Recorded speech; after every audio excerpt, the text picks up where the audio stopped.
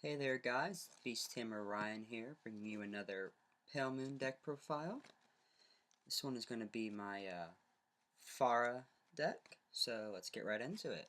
Start things off, we use Smiling Presenter.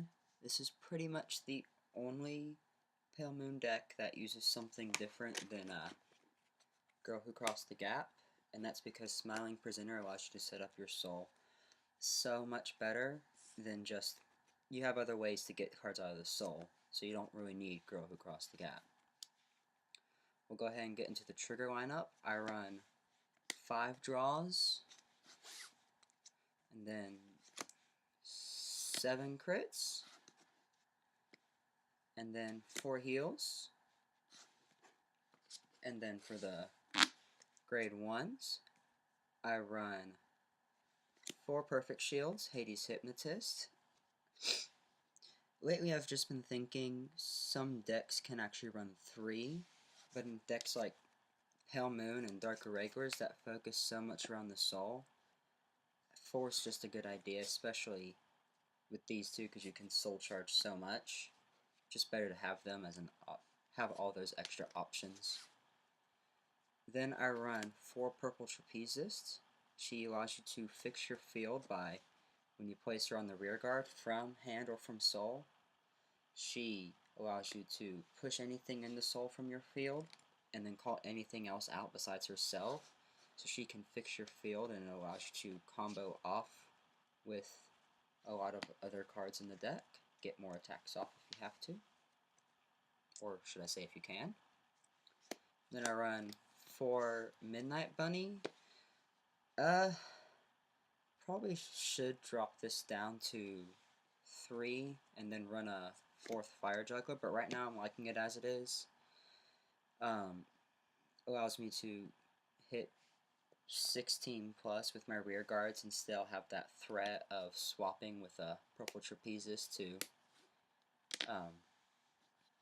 get off another attack. And then the 4 Fire Jugglers, this is a bit heavy. It's really just 1 grade 3 heavier than what I like to play. Usually I like to play 7 grade 3s unless there's something else going on with the deck. Like this one I'm really liking the 8 grade 3s, so running 8 and having that plus the ability to get it back out of soul with Farah's Limit Break makes it a really good card in this deck. Next I run 4 Nitro Jugglers. Nitro Juggler is the free soul charge when you call or ride it. It's better than Dancing Princess because, yes, Dancing Princess allows you to pick and choose what you want into soul, but it also costs a Counter Blast. In this deck, you need every Counter Blast you get because you need to be able to combo off things to fix your field, all of that stuff. So this is just the better unit for it.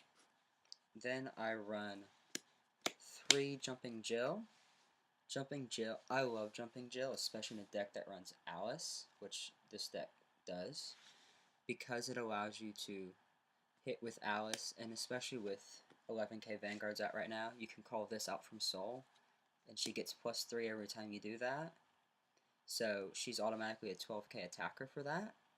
So you can call her out and have her unboosted and still be able to hit the Vanguard for at least a 5k shield usually. Then to round things off, we run 3 Barking Kerberos, your 10k vanilla.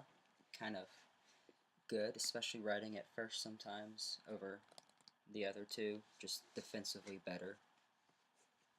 And for the grade 3s, I run 4 Starlight Melody Tamer Farah. She's your main grade 3. She's also a Persona Blaster, so you have to run 4 of her to make sure you can get her effect off. What it does is you Counter Blast 1, you discard a copy, which is why it's Persona Blast, and then you soul charge the top 2 cards, call any unit from your soul, and that unit gets +3k. Usually what I end up calling is something like an Alice or a Fire Juggler, sometimes even a Bunny or a Farah with, or not Farah, Jumping Jill with that's good because it makes her a 15k attacker right there. So it's a good card. Then I run 2 Nightmare Doll Alice. She's really a giant just pressure card in this game. A lot like Midnight Bunny, which I didn't mention before, but they just pressure so much, especially when you have a unit like Purple Trapezist or Jumping Jill in your soul. They just allow you to get off combo after combo, extra attacks, everything like that. Purple allows you to make a brand new column, so just a great card. And then to round things off, I run 2 Silverthorn Dragon Tamer Luquier. I have found this deck, it's kind of like OTT in the fact you don't have to commit much to the field early game, and with stuff like Farah and Nitro Juggler, you can build up your soul quite a bit. So you can not, if you have 3 face-up Counter Blast, just ride her with not a very big field. Limit Break, I've been able to get usually at least a grade 3, 2, and 1 from Soul with her. There's been times where I've even gotten a grade 0 and reused my starter or something like that. So it's just, I love using it. I'm loving the Farah Luquier stuff. I find it combos really well together, especially with just how Pale Moon works. It's one of my favorite builds I've had so far. So, yeah, that is my Farah Luquier deck profile. So, hope you all enjoyed it, and I will see you all next time. And